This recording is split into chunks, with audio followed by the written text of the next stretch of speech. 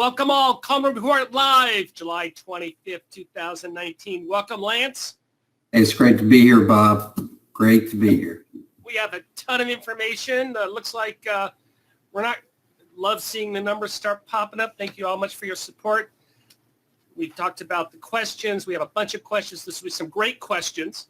Of course, there's your certificate for today's event. And I pulled this up. I just want to know how all are you doing out there processing IRS Form 4506? Any problems at your institution, Lance? Not really, Bob. I mean, I think the 4506T, it is important to note that you have to have it sent in and have to have the transcripts back and reconciled before you disperse the SBA loan. I understand. Couple of issues. Number one, make sure you're using the latest correct form, which I believe is March of 2019.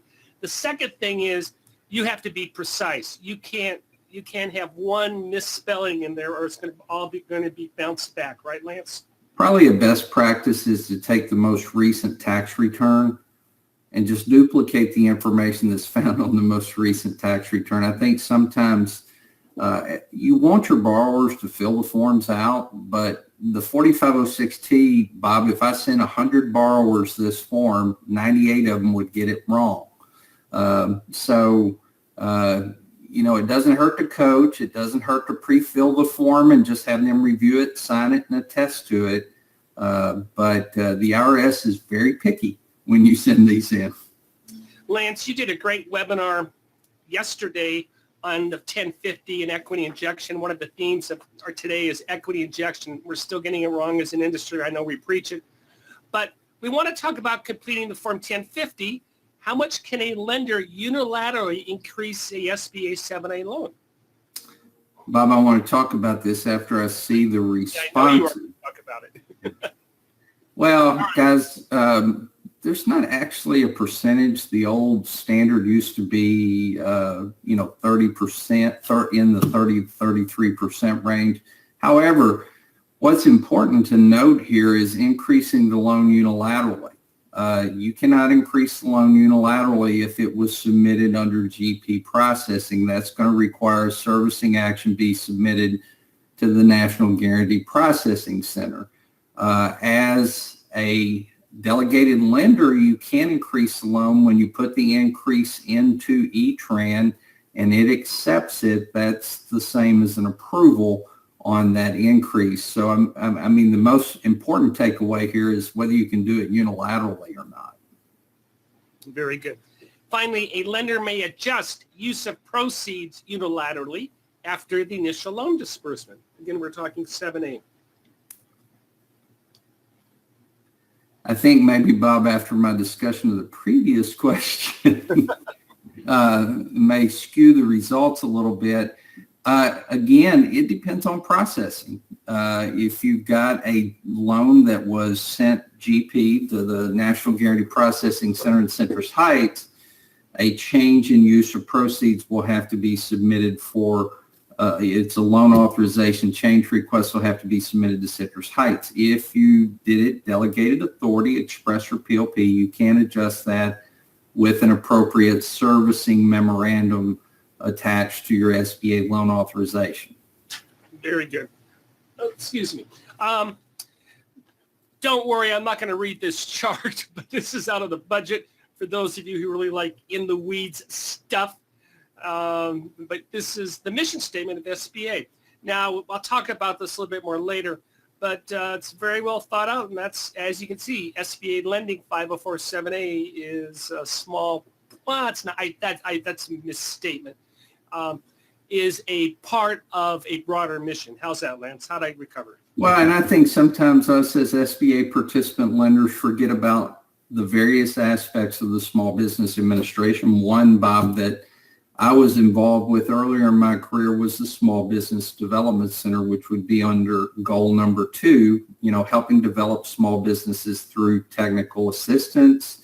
There are many aspects to what the SBA budget funds. Probably the biggest chunk of it is, in fact, SBA lending, but we can't forget about the other areas of support that SBA gives to the small business community. Okay, let's get into the questions. I know Lance reached out to Tom. Tom had a great question. He has a situation where he's trying to work with his borrower. This was charged off years ago. We're talking a small amount, $35,000, $40,000. The reason why the issue has arisen is because the institution still holds a lien on a piece of property and the borrower wants to sell it. And so the question now, it's over at Treasury.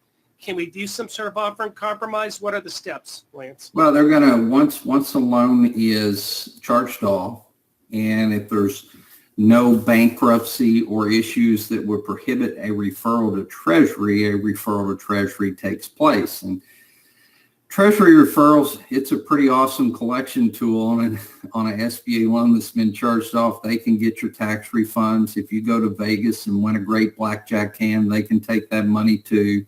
But once the loan is referred to Treasury, unless it's called back to SBA, the appropriate response here would be to refer them to Treasury for discussion of a potential offer and compromise. Also, we published a couple weeks ago a nice list of all key contacts. There is a person, I don't know who it is, Lance, you may know, who is a liaison between SBA and Treasury. Do you know who it is these days? I don't know, but guys, pull up that list of contacts. Was outstanding. Coleman report submitted. I don't know when it was, but I printed off a couple of copies and saved a copy for myself. I took that directly from SBA's quarterly call. We didn't do any original research, but it's a pretty cool list. List.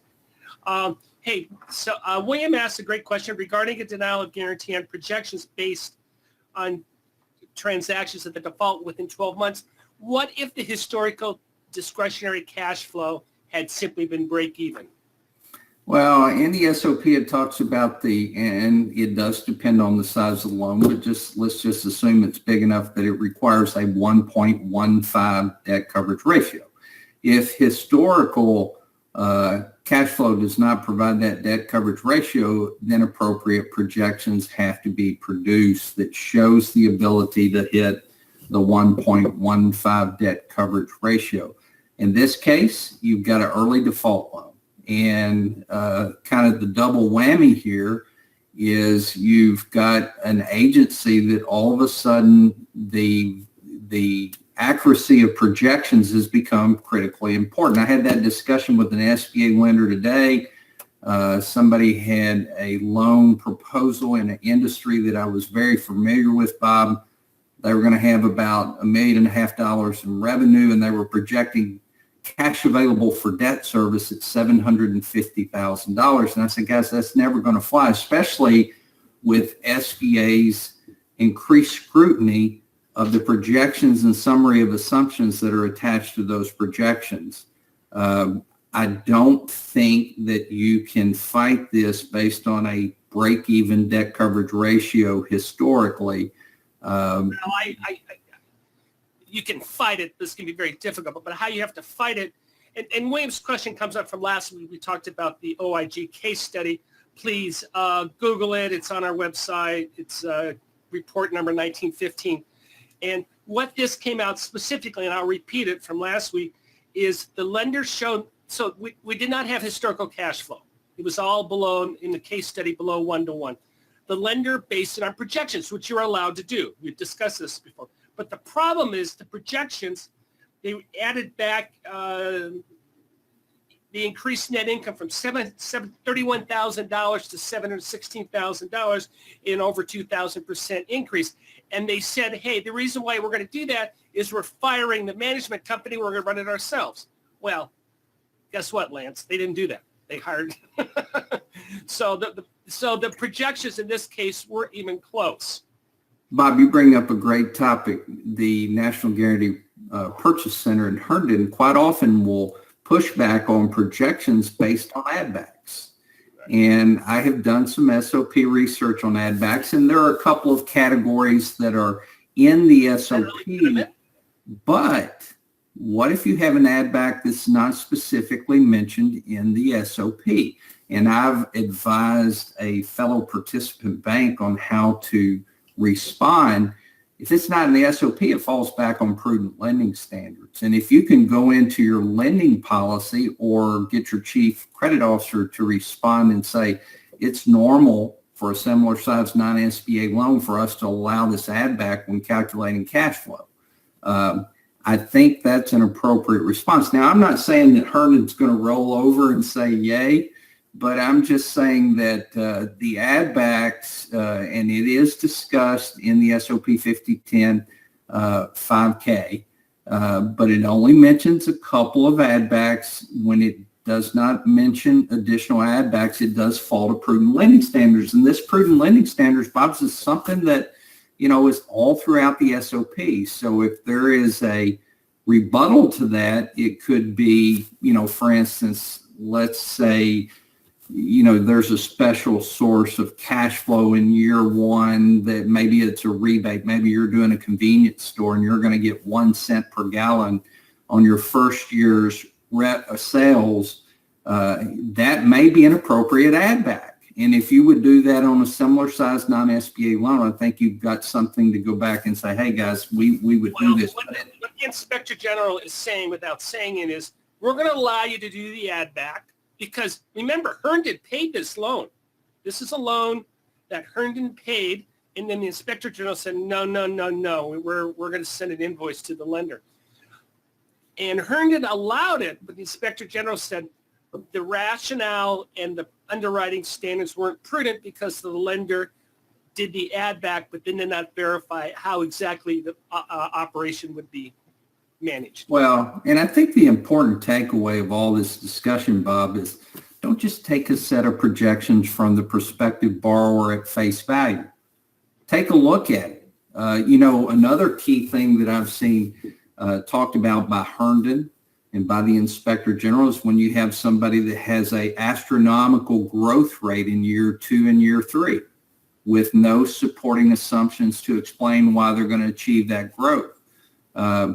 All of the big takeaway here, guys, is take a look at the projections, make sure they make sense before you make a loan that's based on the projections providing the debt service coverage. And SBA will allow you to do it. Just be prudent and make a 2,000% increase does not seem to be rational. Well, and Bob, for so many years in SBA lending, you could just take those projections. There was not a lot of discussion, but I mean, over the last 12 to 18 months, it's come up time and time again. Yeah. Very good. Okay, I think we've beat that dead horse, but the theme of what Lance and I are talking about is with respect to equity injection, projections, and I'm going to talk about debt refinance. There are all different standards in your conventional commercial loan programs. You can go ahead and debt refinance and base a loan on projections on a conventional loan, and that's fine. But SBA requires a little bit more due diligence, and that's why we keep on harping on these topics over and over. And the reason why we do is Lance and I attend the same conferences and listen to the same calls, parish reviews, equity injection. We're failing to document debt refinance. I mean, this isn't rocket science. This is, did you verify this stuff for 6 days? Hey, I'm going to move on. Go ahead. Bob, why do you think, we did a webinar on the 1050 yesterday. Why do you think SBA snuck equity injection into the Form 1050? And sneaking it is good.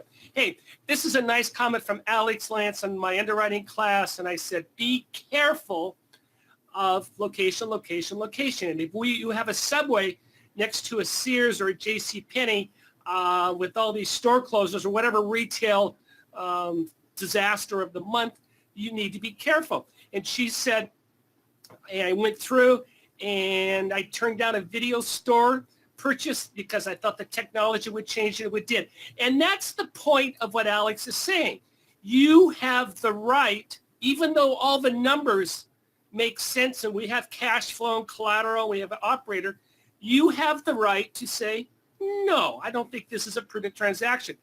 Don't be a checklist lender. Oh, we got all 15 of these items, approve the loan. Yeah. Again, the SOP gives us a guideline on how to make the loan. But I've said this before, and you've heard me say this, Bob. SBA's SOP doesn't tell us how to make a good loan. It just tells us how to make an SBA loan. So you have the right to look at everything in totality, and as I teach in the class, you have to answer the question, does it make sense? And that is not on our checklist.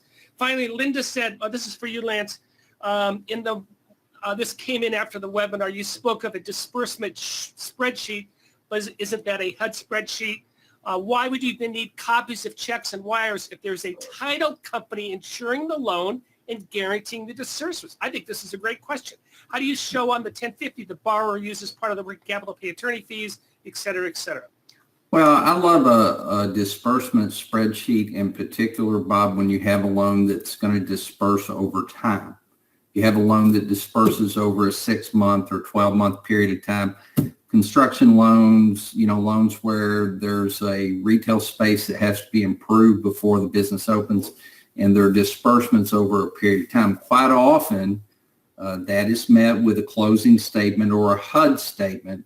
But I still feel, even if you've got a title company involved, I want copies of wires, checks, because the SOP demands it. Substantiate the disbursements. And the reason for that is if your loan defaults, let's say it's an early default, Bob, one of the critical factors they're going to want to see is that you properly documented the disbursements, and that includes proof that they were paid. Right. And it's demanded by the SOP, and this is a classic case of where your prudent underwriting standards are going to be different on a conventional loan versus an SBA loan. Conventional, say, fine, I will accept the title company, I'll accept the attorney's representations, but SBA won't. So, well, and she asked a final question about the 1050. What if the borrower is using working capital to pay the attorney fees? You probably on the 1050 want to separate those two. Attorney fees probably could go into the closing cost category, or you could have a separate line item.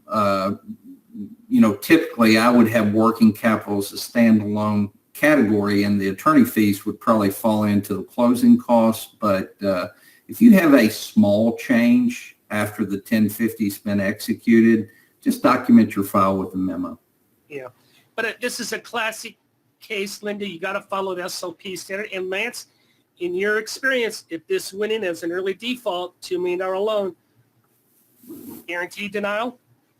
Well, I think that which one are you talking? If you don't have equity injection.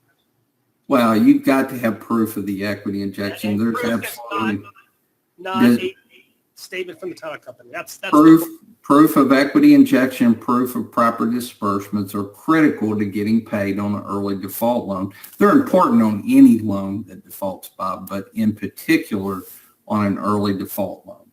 Hey, we got a lot more stuff, so let's move on. What's going on in the Senate? First of all, the Senate Small Business Reauthorization Act. Last week, I pulled off dramatically, breathlessly, hey, this just in, Marco Rubio's going to do his chairman's mark. Well, that's been pulled. But this is a list of everyone who supports the act. I'm not going to go into the weeds of what the issues are, other than I think they'll be work. People are going to go home, so I think this is going to hold over until after Labor Day. But this is all the entities that support it. Our friends at NADCO, ASBDC, other organizations. So the trade organizations, for the most part, are getting behind it, and it's not going to be done in August. That's the only thing I'll say about that. I did want to list, though, that go ahead, next slide, Joseph. That these are all the bills that pass in the House, and you and I listened to the news yesterday, and if you listened to that, it was Armageddon. But guess what? The House passed all these bills within the last 3 or 4 weeks. So there is some work being done, and being done for the benefit of Main Street. And these are bipartisan. So that's nice to know. Real quickly on this, we talked about the one case study. This is the second case study. I won't talk anymore about equity injection. I think we've made our point. But make sure that, and again, debt refinance, you have to follow the SBA rules.